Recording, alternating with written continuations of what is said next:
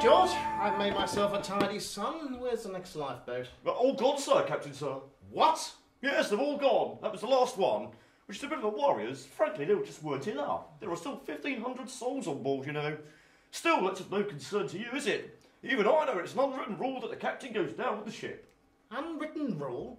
George, I wouldn't care if it was written in stone by God himself, given to Moses with the prefix, "This, above all, is the most important rule of all, and under no circumstances must it be ignored. I'm getting off this ship." Sorry. That boat's pretty near. That can come back for me. What's its number? That's lifeboat number 17, sir. Right! Number 17, come in! Your time is up! Darling, move your stupid pointy head. Can't see what's happening. I'll tell you what's happening. The largest and finest ship in the world is sinking and taking with it 1,500 innocent lives. Calm yourself, darling. There are only second and third class passengers. All the first class passengers got off. God, there's still people with lives. Oh, darling. They don't have lives. Well, unless you count rolling around in the mud, singing "Oh, Danny Boy," before trying to drown out their miserable existences with 18 pints of Irish stout. That's not any sort of life at all. Oh, no.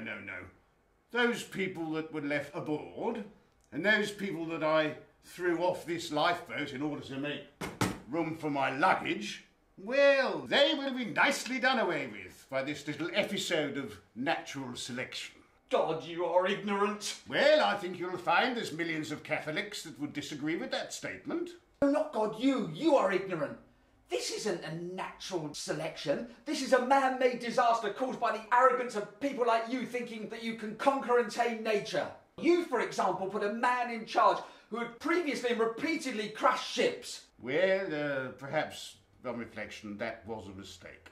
And you recruited idiots as crew. Again, perhaps that was a mistake. I see a pattern emerging here, for mistake appears to be your favourite word. How dare you talk to me like that, darling? Listen, I am your superior. And anyway, whiffle scrumpet is my favourite word. I'm merely pointing out, sir, that yours and the attitude of other upper-class members of the so-called polite society are very seriously out of date and quite prehistoric in the world that we live in. We should all be treated equally and put such wrongful misconceptions of lower class behind us. We should live in a classless and happier world for us all. Perhaps historians will say that the Gilded Age, the world of class division and pompous stupidity, went down with the Titanic. Or perhaps they will say that Kevin Dowling is a total jobby. Now, will you move your stupid pointy head so I can see what's happening? And fetch me another pink gin. God, this is serious.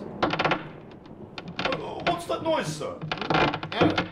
Well, this ship weighs 45,000 tons unfitted, George. It's not designed to have its bottom sticking out of the air at a 45-degree angle. Now, 45. Do you mean she might snap, sir? Shh!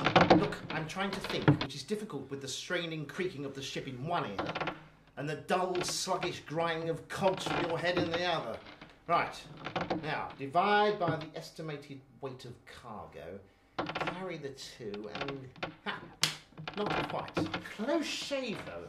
Another half-ton here on the stern section, and this ship would have snapped like a Frenchman's backbone. Slacky! No!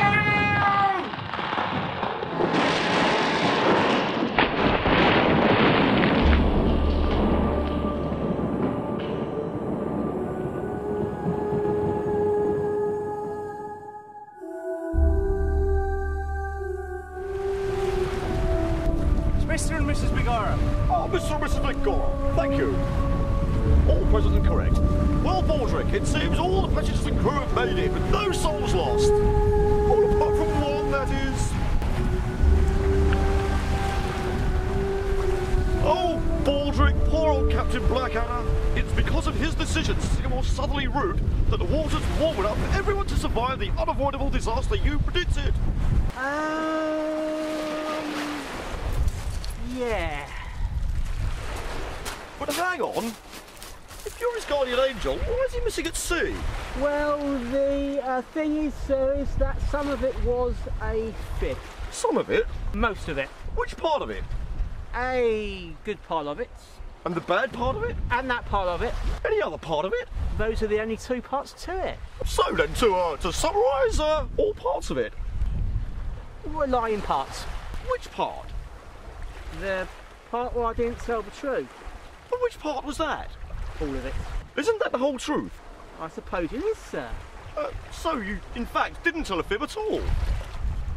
No, sir. I suppose I didn't. Except for the bit where I did. Ah, but a bit is smaller than a part and less than a whole. Well, I believe so, sir. So, you may have told the whole truth, but a bit of a part of the whole truth could in fact have been a bit of a fib. I don't know anymore, sir. Not a problem. So, which part of the whole truth and nothing but the truth is true? None of it. So it was a lie! What was? I don't know! No, do I, sir? Oh, well, let's clear that up then. Oh, yes, sir. No, sir.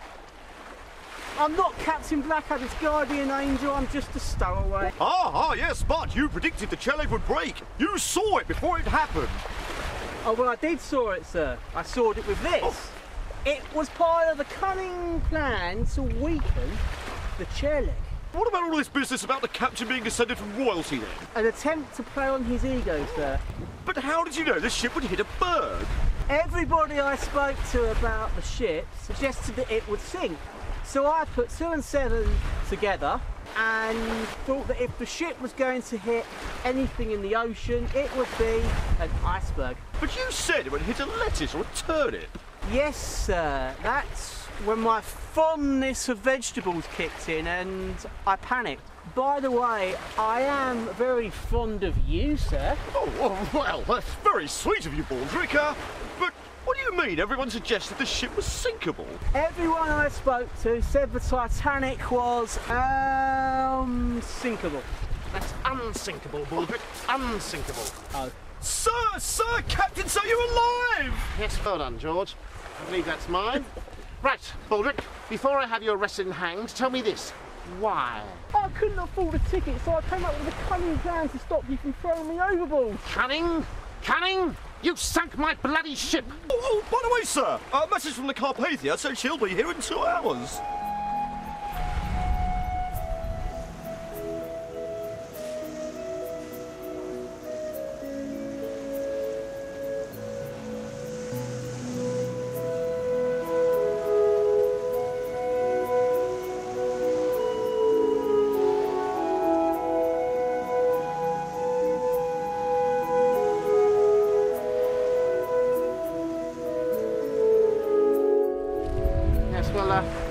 Tell them not to hurry, George.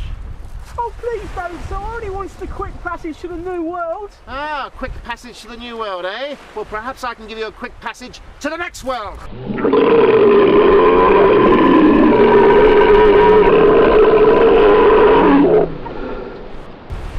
Oh, God.